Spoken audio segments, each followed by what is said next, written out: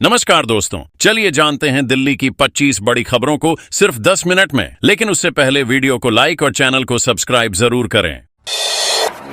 Delhi CM रेखा की जी security वापस ली गई। 4 दिन पहले हमले के बाद बढ़ाई गई थी। दिल्ली की मुख्यमंत्री रेखा गुप्ता को मिली जी+ सिक्योरिटी अचानक वापस ले ली गई है। 4 दिन पहले उन पर हमले की घटना के बाद यह सुरक्षा बढ़ाई गई थी, लेकिन सोमवार को केंद्र ने इसे हटाने का फैसला लिया। इस फैसले के पीछे की वजह अभी तक सामने नहीं आई है। अब दोबारा उनकी सुरक्षा का जिम्मा दिल्ली पुलिस के हाथों में होगा। विपक्ष ने इसे लेकर सवाल खड़े किए हैं और सरकार पर लापरवाही का आरोप लगाया है।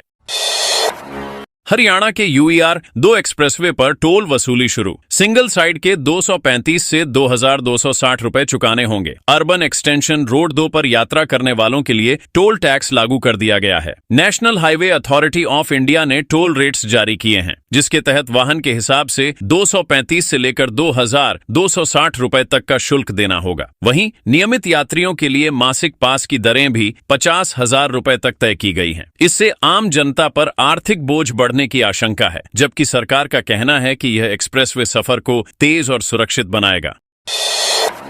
दिल्ली में वकीलों की हड़ताल, सड़क ब्लॉक कर एलजी के खिलाफ जमकर प्रदर्शन। राजधानी दिल्ली में वकीलों का गुस्सा थमने का नाम नहीं ले रहा। उपराज्यपाल के आदेश के खिलाफ वकीलों ने सोमवार को सड़कों पर उतरकर जोरदार प्रदर्शन किया। राउज एवेन्यू कोर्ट के बाहर सैकड़ों वकीलों ने रोड ब्लॉक कर सरकार और एलजी के खिलाफ नारेबाजी की। उन्होंने चेतावनी दी कि जब तक विवादित आदेश को वापस नहीं लिया जाता, तब तक जिला अदालतों में कामकाज पूरी तरह ठप रहेगा। इससे आम लोगों के केसों पर असर पड़ रहा है और न्यायिक व्यवस्था बाधित हो रही है।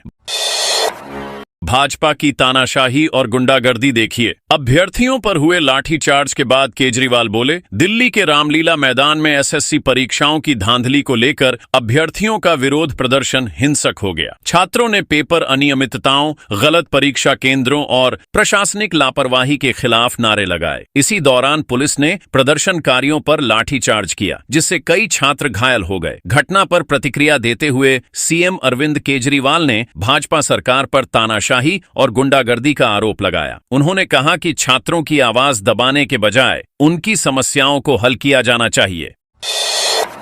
दिल्ली के इस इलाके में चल रहा था अवैध पार्किंग का बड़ा खेल। अब मंत्री के आदेश पर हुआ एक्शन। पूर्वी दिल्ली के करदमपुरी इलाके में सिंचाई विभाग की जमीन पर सालों से अवैध पार्किंग का धंधा चल रहा था। शिकायतों के बावजूद विभाग ने कार्रवाई नहीं की। बताया जाता है कि राजनीतिक संरक्षण मिलने के कारण अधिकारी खुद भी निष्क्रिय बने रहे। आखिरकार भाजपा सरकार में मंत्री के आदेश पर एसटीएफ ने कार्रवाई करते हुए अवैध पार्किंग हटवाई। एसडीएम ने विभाग को लापरवाही का दोषी ठहराया। अब सवाल उठ रहे हैं कि आप सरकार में इस मामले पर कार्रवाई क्यों नहीं हुई?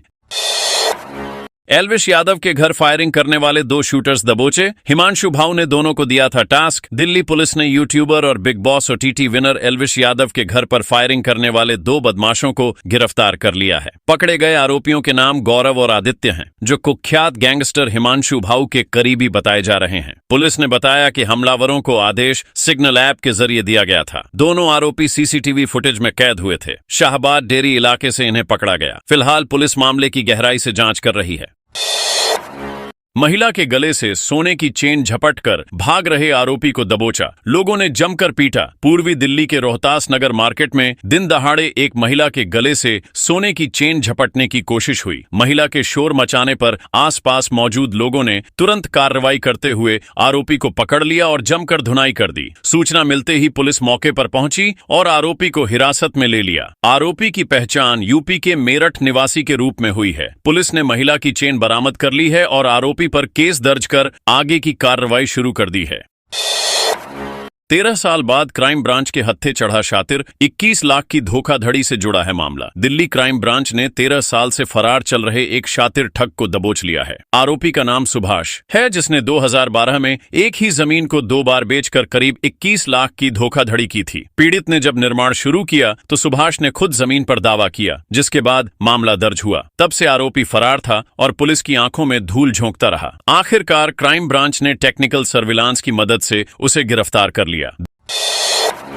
2 किलो सोना हड़पने वाले दंपति गिरफ्तार, 2019 से फरार थे दोनों। दिल्ली पुलिस क्राइम ब्रांच ने 2 किलो सोना हड़पने वाले फरार दंपति शरद और राखी ढींगरा को गिरफ्तार कर लिया है। ये दोनों 2019 से फरारी की जिंदगी जी रहे थे। पुलिस के अनुसार उन्होंने एक व्यक्ति से जमीन निवेश के नाम पर सोने के सिक्के और बिस्कुट लिए थे। बाद में शिकायतकर्ता ने जब पैसे मांगे तो उन्हें धमकाया गया। लंबे समय से पुलिस इनकी तलाश में थी। आखिरकार टेक्निकल टीम की मदद से दोनों को दबोच लिया गया।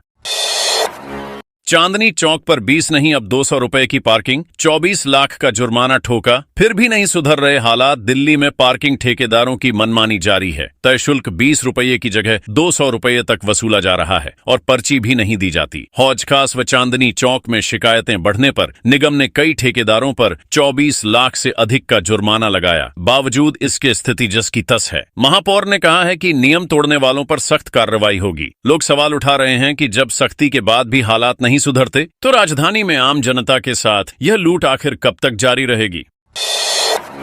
8 साल बाद डीएमआरसी ने बढ़ाया दिल्ली मेट्रो का किराया, हर लाइन पर 1 से 4 रुपए तक की बढ़ोतरी। दिल्ली मेट्रो रेल कॉरपोरेशन ने 8 साल बाद यात्रियों पर किराए का बोझ बढ़ा दिया है। अब हर लाइन पर दूरी के हिसाब से 1 से 4 रुपए तक ज्यादा देने होंगे, जबकि एयरपोर्ट एक्सप्रेस लाइन पर 5 रुपए की बढ़ोतरी की गई है। यह नया किराया 25 अगस्त 2025 से लागू हो चुका है। डीएमआरसी ने कहा कि लागत बढ़ने और रखरखाव खर्च के कारण यह कदम उठाना पड़ा। हालांकि यात्रियों ने इस फैसले पर नाराजगी जताते हुए कहा कि महंगाई के दौर में यह बोझ उनकी जेब पर भारी पड़ेगा।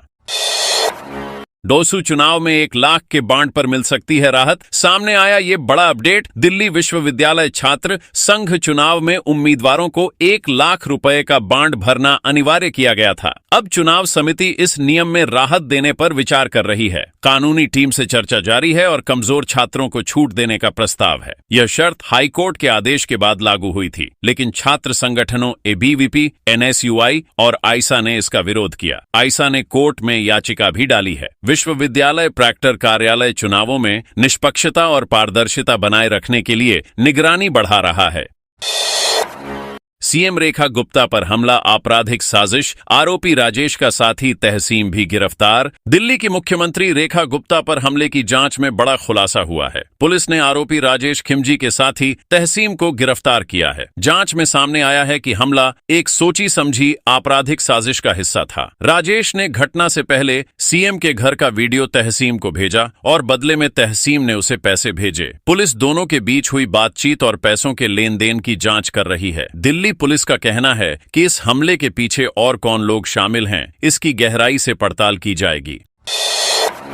चांदनी चौक में कई दुकानें होंगी सील। एमसीडी के नोटिस ने बढ़ाई व्यापारियों की टेंशन। दिल्ली के चांदनी चौक इलाके में एमसीडी की सीलिंग कार्रवाई से व्यापारियों में हड़कंप मचा है। कटरा नील में 4 दुकानें पहले ही सील हो चुकी हैं, जबकि 42 दुकानों को नोटिस थमा दिया गया है। इससे व्यापारियों में गुस्सा और बेचैनी दोनों है। दिल्ली हिंदुस्तानी मर्केंटाइल एसोसिएशन ने इस कार्रवाई के खिलाफ बैठक बुलाई है। व्यापारी नेताओं ने चेतावनी दी है कि यदि समस्या का समाधान नहीं निकला तो बाजार बंद करने जैसे सख्त कदम उठाए जाएंगे। इस माहौल से चांदनी चौक के कारोबारियों में भारी तनाव और आक्रोश है। दिल्ली में जल भराव का जल्द होगा स्थायी समाधान, सरकार का नया ब्लूप्रिंट तैयार। दिल्ली सरकार ने राजधानी को जल भराव की समस्या से स्थायी राहत दिलाने का ब्लूप्रिंट तैयार किया है। मुख्यमंत्री रेखा गुप्ता ने कहा कि सीवर व्यवस्था को पूरी तरह मजबूत किया जाएगा ताकि भारी बारिश के दौरान भी सड़कें डूबने से बचें। इस बार अगस्त में सामान्य से अधिक बारिश हुई, लेकिन सरकारी तैयारियों से जल भराव की समस्या गंभीर नहीं रही। अधिकारियों का दावा है कि नई योजना लागू होने पर भविष्य में जल भराव से स्थायी छुटकारा मिलेगा। मंत्री और अधिकारी इस पर लगातार काम कर रहे हैं और प्रगति की निगरानी भी कर रहे हैं। दिल्ली पुलिस ही करेगी रेखा गुप्ता की सुरक्षा, सीआरपीएफ के दस्ते को हटाने का फैसला। दिल्ली की मुख्यमंत्री रेखा गुप्ता की सुरक्षा व्यवस्था में बड़ा बदलाव किया गया है। अब उनकी सुरक्षा की जिम्मेदारी दिल्ली पुलिस को सौंपी गई है। पहले यह जिम्मेदारी सीआरपीएफ के पास थी। सूत्रों का कहना है कि दिल्ली पुलिस अब उन्हें 24 घंटे कड़ी सुरक्षा मुहैया कराएगी। इसके लिए अतिरिक्त सुरक्षा कर्मियों की तैनाती भी की गई है। हाल ही में उन पर हुए हमले के बाद उनकी सुरक्षा बढ़ाई गई थी। सरकार का मानना है कि दिल्ली पुलिस की स्थानीय मौजूदगी से सुरक्षा और ज्यादा मजबूत और चौकस होगी। दिल्ली में हल्की बूंदाबांदी से हवा साफ। आईएमडी ने बताया कब तक जारी रहेगा बारिश का दौर। नई दिल्ली में रविवार को हुई हल्की से तेज बारिश से मौसम खुशनुमा हो गया और तापमान में गिरावट दर्ज की गई। बारिश के कारण वायु गुणवत्ता सूचकांक भी बेहतर हुआ और हवा संतोषजनक श्रेणी में पहुंच गई। सफदरजंग में रविवार को 6.0 मिमी बारिश रिकॉर्ड हुई। भारतीय मौसम विभाग ने कहा है कि सोमवार को भी आसमान में बादल छाए रहेंगे और हल्की बारिश की संभावना है। मौसम में इस बदलाव से लोगों को उमस और प्रदूषण से बड़ी राहत मिली है।